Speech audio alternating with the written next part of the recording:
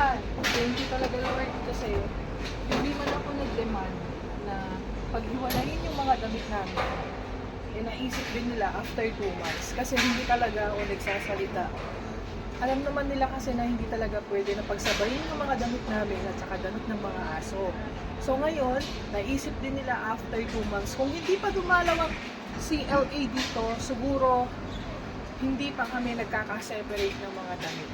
So thank you sa CLA kasi dumalaw sila at naisip nila na paghiwalay ng mga damit namin. Pero hindi naman siguro suggestion yun ng CLA. Siguro napag-uusapan na din na bawal talaga yun. Diba? So, kaya thank you talaga Lord. Itong nilalabhan ko na to is damit ni Ama.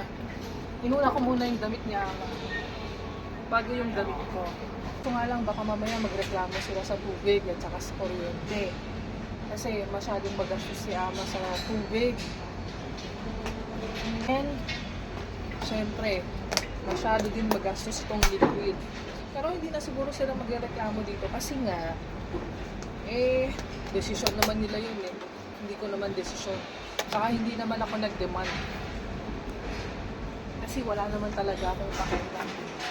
Saka hindi kasi ito parte ng trabaho mo. Alam naman natin yun, di ba?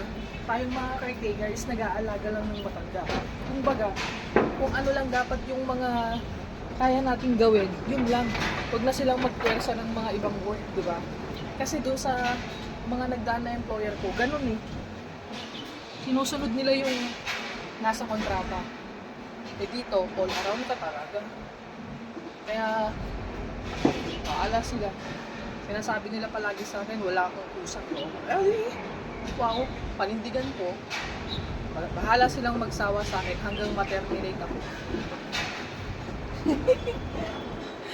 Ay naku, napakadaming employer dyan.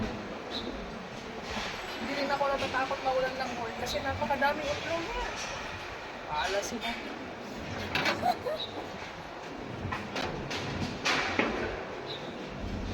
Diba? Sino natatakot dyan na mawalan ng work?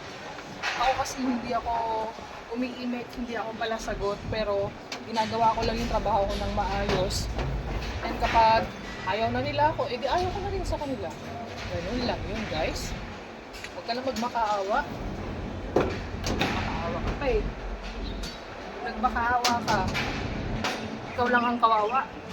Ang baba na nga ng tingin sa'yo, mas lalo mo pang ibababa yung sarili mo sa mga employer mo. Diba? Kaya huwag kang magmakaawa. Hayaan mo silang magsawa sa'yo. Diba? Basta ikaw gawin mo ang trabaho mo ng ayos at walang ginagawang masama. Yun lang.